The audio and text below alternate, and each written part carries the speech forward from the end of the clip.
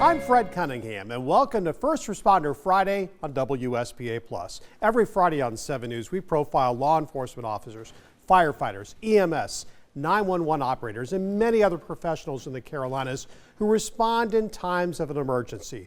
Let's meet some of the people who have devoted their lives to service and run towards trouble when the rest of us are trying to get out of the way. Zone 14, EMS. In Greenville County, the next generation of first responders has some homegrown talent. At first, Kelsey Jasper wasn't likely to become an EMT. My grandfather was an EMT with Greenville County back in the early 2010s, and he loved it. So I had never even considered it as a profession until I saw him do it. Jasper became a first responder by attending the Greenville County EMT Academy. The training and everything needed for that is paid for by the county. Trainees are paid as they go through the course. Jasper graduated last September. It was very intense. We started with 16, and I think there are 7 of us actually working on trucks right now. So it's very intense, very involved, but the people that have the drive and the passion to do it. There's more than medical training involved. Future EMTs use this simulator to learn how to drive those big emergency trucks. It helps because these are large vehicles, and Greenville County is not known for having the smallest streets or the least crowded streets, so it takes away a lot of anxiety getting to actually practice when you know you're not going to cost the county a lot of money in property damage. Probably shouldn't have done that one. Jasper is a Clemson graduate and is going to train to qualify as a paramedic. Her ultimate goal is to become a coroner. And Vance Mahaffey's here from Benson Hyundai. He's got a special presentation. On behalf of Benson Hyundai and the entire Greenville community, we want to thank you for your service. Thank you for what you've done and what you're going to do. And we have a small token of our appreciation. Thank you very much. You're very welcome. And that is First Responder Friday. Welcome to Greer. We're at the Pelham-Batesville Fire Department, Station 55. The headquarters, Chief Jolly, is here with us. First of all, tell me about this beautiful new facility, and I guess you needed it to try to keep up with the growth of the area. Tremendous growth in this area, has been for years, Fred. We were in the position that out of our 4 stations at the time when we built this, a lot of our equipment had to be spread out around those 4 stations. So this one's a lot bigger, we've got a lot more room. We're bringing a lot of that stuff that was spread out into this building. That way we've got a central place to send boats, brush equipment, brush trucks, things that would normally have been spread out. They're all here under one roof. Gives us a little better response time. Is there anything else that's really special, that's unique? We're doing several things that are different. The bunk rooms here are laid out individual, so you've got individual bunk rooms for each of the guys at night to sleep in. Of course, they swap out between shifts. The guys work 24 on and 48 off. We've got a very nice gym here. We don't duplicate that gym at every station, so the substations can come in here and work out, and that's why you see a couple trucks sitting around today. So I've got a group in there now working out.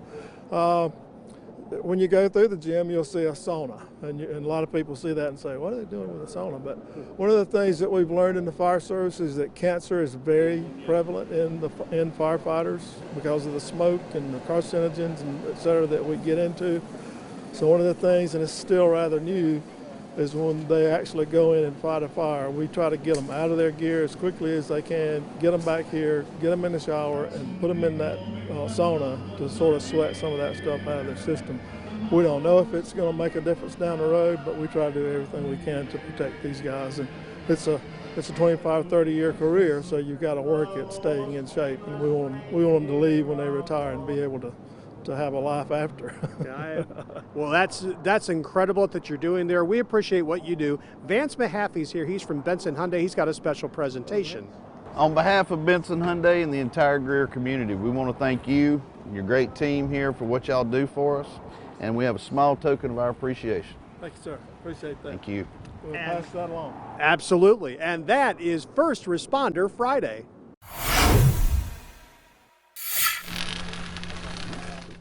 Spartanburg County Environmental Enforcement Department officers wear many hats, and the one they have to wear too often is animal control. We witness ill treatment to animals, encounters with dangerous and vicious animals, and oftentimes we do it alone, so we don't have backup most of the time. The calls are for anything animal related. That's animals on the loose, making noise, dog attacks, cat attacks, ill treatment, and one call that Jorgensen described as tricky. We dealt with a citizen who had snakes, crocodiles, and we're talking extremely venomous black mambas, green mambas, rattlesnakes, copperheads, caimans, all within his residence. So, and he had anti-venom for every single snake as well. These officers see things most of us don't, and that's a good thing. But even they have to find ways to cope when they see animals being mistreated. A lot of times, once we see it and once we deal with it and it's over, we actually feel better that we were able to seize those animals. We were able to provide the help that the animals needed at that time. And there are good stories. A puppy was found in a dumpster in Spartanburg County several weeks ago. He was named Coleman and is now happy, healthy, and full of energy. After foster home care, Coleman will be ready for adoption. Be kind to your animals. They're living beings with feelings and emotions just like us. They feel, just be kind. If not, we'll be coming out. And Vance Mahaffey is here from Benson Hyundai. He's got a special presentation. On behalf of Benson Hyundai and the entire community, we want to thank you for your service, your entire team, and what all of y'all do. And we have a small token of our appreciation, and again, thank you. Thank you, we appreciate it. And that is First Responder Friday. As you can see, these stories are just a way for us to say thank you to the men and women who are our local first responders. We're going to take a quick break. When we return, more of the people and stories that make up First Responder Friday. Welcome back to 7 News First Responder Friday right here on WSPA+. We'll continue now with the stories of our brave local first responders and how they serve our communities. Take a look. We are with the Reedville Fire Department today. This is the beautiful, pretty new Willow Creek Station. And Chief Evan, first of all, tell me, what was the need for adding this monster facility? Well, we needed a station this side of our district, 5-mile radius around station, road miles. So we needed a station here to cover this side of the district, plus it's really growing. If you look behind us through the woods there's a 3.3 million square foot tire storage facility, the largest east of the Mississippi. And with that, along with the housing growth, we needed a station down here. Tell me about this facility and what it might have that's really, really special. We have room for growth. There's 2 guys 24 hours a day here, along with myself. And then we have room to add a second engine. We run an engine crew out of here now, but we could add another truck, whether it's an engine or a ladder, whatever the future need is. We tried to build for the future. Tell me about the growth of this area, though, and how you're able to keep up with it, or at least attempting to. Well, when I started in '09, there was probably less than 10,000 people, 9,000 something. I'm betting we're closer to 25, 30,000 now, just guessing off the amount of residential development and growth we've had. What we're trying to do was build this facility. We've purchased some new trucks to upgrade equipment. And then in the future, we're going to add staff and possibly build another station. But right now, we operate with the Poplar Springs Fire Department out of their Fairmont station. We operate together. Well, you also have Waylon the dog, which is good. We got to see. Vance Mahaffey's here. He is from Benson Hyundai. He's got a presentation for you. On behalf of Benson Hyundai and the entire Reedville community, we want to thank you for what you do, you and your guys do. And we appreciate your service, and I have a small token of our appreciation. Well, thank you. Thank you. And that is First Responder Friday. It is First Responder Friday. We're very, very happy to be joined by a couple of professionals here. Of course, we got Michael Crater. He is the EMS director for Polk County, and Casey Hipp is here, one of the professionals that hopefully will have a nice calm day, at least we hope. In Polk County, you are in a very, very unique place because you have to do a variety of rescues, anything from mountain rescues to water. It's a little bit of everything here. Yeah, it's a very small county, very rural, but at the same time we have a large event center like the Equestrian Center that we're out here most days of the week doing standbys and everything from cross-country events to things going on here, special events. And like you said, we have waterfalls, rivers, bicycle events, you name it, coming through. So it's a little bit different EMS service to work. Casey, you see a little bit of everything. What's it like going from summer to fall? What kind of challenges does it present for you guys? It presents some challenges, but nothing that we're not prepared for. Absolutely. What about because you go from people coming around, but you're going to get to the fall and you're going to have a lot of hikers, you're going to have a lot of more people up here looking at the leaves. Yes, and we try to encourage people not to do that. So that kind of makes our life a little easier. Yeah. If you're going to look at the leaves, drivers, make sure you watch the road and not the leaves. You also do something else that's really unique. You are taking care of the horses when they come here as well, in case, unfortunately, from time to time, things can happen. Yeah, so we work really well with the vets that are here. They're kind of almost world famous with what goes on, and we work side by side with them whenever something happens and a rider goes down. We roll out with the veterinarians as well. So we kind of take care of the riders, they take care of the horses, and it's just great teamwork. Like I said, very unusual place to work. Well, I hope both of you guys have a pretty quiet next couple of days here. Obviously, the music festival will be going on for 2 more nights, and it was pretty safe last night from what I understand, so hopefully that'll be the same tonight and tomorrow night. That is our First Responder Friday. There you go, find it. Did you know one way to help protect our schools comes on 4 legs? At Lawrence District High School, keeping guns away from campus left Sheriff Don Reynolds with choices. We talk about metal detectors, firearm detecting dogs. So we had the discussion, and the decision was made we'd get a dog that could detect a firearm. This is Canine Abel, and he's specially trained to sniff out firearms. This dog can detect whether it's a cartridge that has not been spent or whether it's a spent cartridge. It makes no difference if it's the empty firearm. He can detect because he detects off the gunpowder. Hey. Deputy Cody Heithold and Abel patrol these hallways. Abel is the first dog he's ever worked with for law enforcement, but their bond goes outside these walls. He follows me everywhere. I keep him with me anytime I'm at work. Even off work, I'll take him places with me just to, you build a bond with a canine that you'll never have with anything else. Abel is an 18-month-old lab trained for weeks at Custom Canine Unlimited in Georgia. The dog is certified and ready to be put to a test. I've stashed actually one of my magazines with 17 live rounds that have not been discharged. So I'm going to take him and have him find it for you. Come on, Bubba's. Away from the high school, Abel has found a stolen handgun in a car. Within a matter of minutes, he sniffed out Deputy Heithold's cartridge hidden in an office. Good Bubba's! Oh, that's a good Bubba's! Well, I'd say the biggest benefit to having a firearm detection dog is it's a great preventative measure. For one, it helps prevent people from wanting to bring one. And for two, if he can catch it, it can stop a massive situation. And Vance Mahaffey is here from Benson Hyundai. On behalf of Benson Hyundai, the entire community, we want to thank you and everyone you work with. We want to thank Abel. And we do have a small token of our appreciation that I will get to you. I forgot it today, old age, but I think we have something for Abel here. That's right, Abel, you're not going to have to wait. There you go right there, buddy. Well done. And that is First Responder Friday. We're going to take a short break from our stories of these amazing heroes. Stick around for more First Responder Friday right here on WSPA+. It's a privilege and an honor to get the opportunity to bring you these stories of our local heroes, those who choose to put their lives on the line or simply choose to be there for us when we need them most. Here are some more stories from our First Responder Fridays. South Carolina Task Force 6 is part of the state's emergency response system. It's based in Greenville, but includes first responders from across the upstate. We respond basically search and rescue missions all over the upstate. We assist fire departments and local agencies with collapsed structures, collapsed trenches, confined spaces.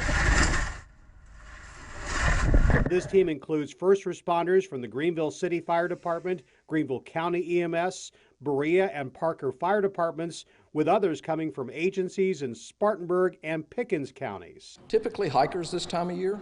We will do a lot of search and rescue missions, and we'll do a lot of injured hikers. As we get towards the fall, our most common mission kind of becomes related to hurricane deployments. When called to deal with tropical weather in South Carolina, the team can be deployed for as long as a week. All these functions cost a lot of money, and the agency for each member of the team has to bear much of it. Vance Mahaffey is here from Benson Hyundai.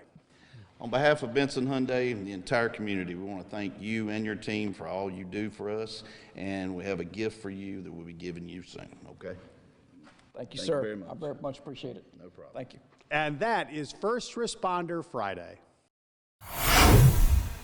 This is the kind of view drones can give law enforcement. In this case, it's a simulation of a call for Easley police officers.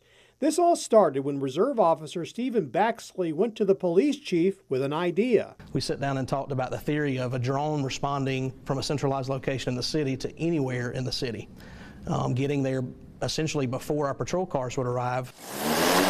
The idea took off.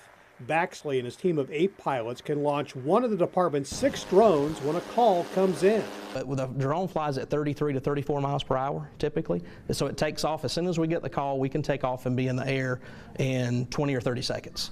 Once we're there, the drone takes off, it flies up to 200 feet, and then it goes straight to the call. So we don't have to worry about traffic. This drone first responder program is one of only about a dozen in the country. Baxley can fly the drone anywhere in the city of Easley from a laptop inside the police department. It's basically dropping a pin on a map and telling it to go, and it goes there, and then that's when we can control cameras and things like that once we get on the scene. It takes about 4 or 5 minutes for the drone to arrive at a location 3 or 4 miles away. Once it gets there, officers can determine how much or little of a response they need to make on the ground. So I'm going to drop a pin and kind of look at traffic over on 123. And if you see a drone flying around Easley, Baxley wants you to keep one thing in mind. We're very, very cautious with how we treat privacy. A lot of people are concerned with the drone just flying over and, erroneously looking down.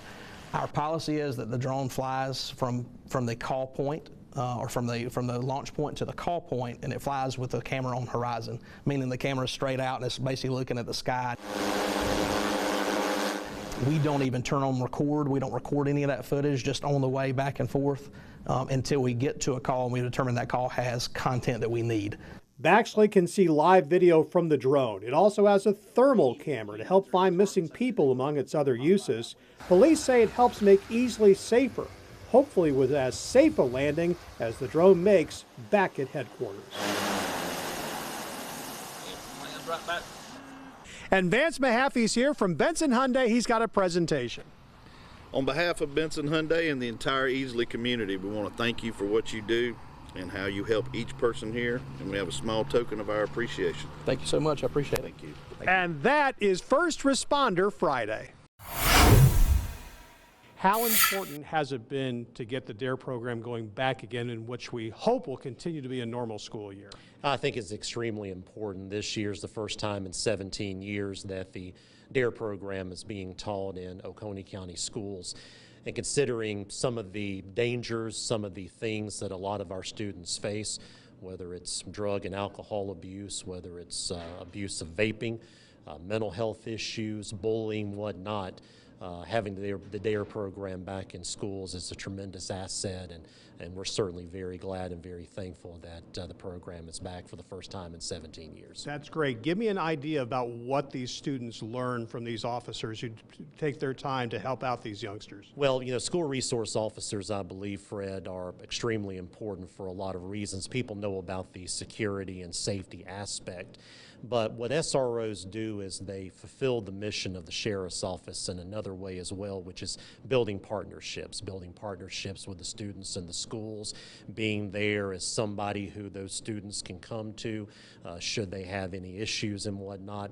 So in terms of what the program teaches, obviously there's a component there in regards to drug and alcohol and vaping abuse, how to report bullying if you're a victim of bullying, mental health, really just kind of a holistic approach to the students' safety and well-being, not only from a physical aspect, but also from a mental aspect as well. We appreciate what the Oconee County Sheriff's does, what all these SROs do. We want to bring in Vance Mahaffey. He's from Benson Hyundai. He's got a special presentation. On behalf of Benson Hyundai and the entire community, we want to thank you and your team for everything you do for the whole upstate. And we have a small token of our appreciation. Thank you so much. And again, thank you for your service. Vance, thank you so much, and we are grateful to Benson Hyundai, grateful to you, Fred, and Channel 7 for coming out to for this story on our DARE program as part of First Responder Friday, and we're grateful always for the support of our citizens that they give us every single day. Thank you, Jimmy, and that is First Responder Friday. Firefighters, sheriff's deputies, and other first responders gathered here on an April day in Rutherford County to honor bravery. The reason? A fire, a bad one, at a home early Christmas Eve morning. Temperatures were in single digits. The wind chill, 6 below zero. The temperatures were extremely brutal. Everything was freezing up on us. Just the overspray from the hose as we're fighting fire will freeze to your face. Is how cold it is out there. A woman made it out of the house, but her husband was still inside. Cliffside Fire Department Assistant Chief John Splon made the call. I'm gonna go get him. I didn't have any backup at the time. Firefighter Brown was coming right behind me, and he was getting dressed as I made the decision to go in. We'd rather than people be out and then we just go in and put the fire out. But I mean, it's part of the job. It's part of what we signed up to do. The two firefighters can now recall what happened next. They found the man in a smoke-filled room when time almost instantly ran out. Everything in the room started to ignite. So once we saw that, it was a hurry-up situation. So we just grabbed what we could and made our way out. The firefighters got the man out alive, but he would later succumb to his injuries. Thank you, God.